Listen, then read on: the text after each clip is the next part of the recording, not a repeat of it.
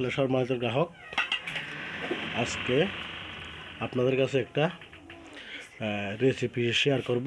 সেটা হচ্ছে মূলো এবং চিংড়ি মাছ, পেঁয়াজ কুচি, আদা কুচি এবং টমেটো, কাঁচামরিচ এবং আটা দিয়ে এই রেসিপিটা আপনারা দেখতে থাকুন কীভাবে তৈরি হয়। সবগুলো রেডি করে নিলাম।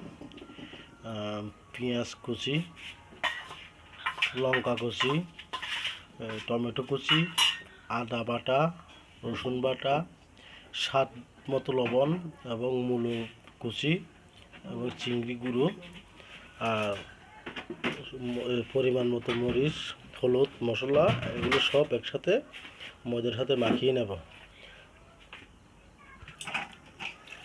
দেখুন বন্ধুরা, এগুলো সব একসাথে মিশিয়ে নিলাম।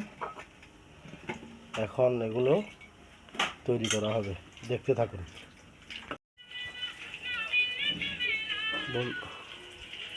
বন্ধুরা, আমাদের যেটা রেসিপি সেটা হয়ে গেছে, বড়ার রেসিপি। এখন গরম গরম এভাবে পরিবেশন করবেন এবং খেয়ে দেখবেন, অনেক টেস্টি।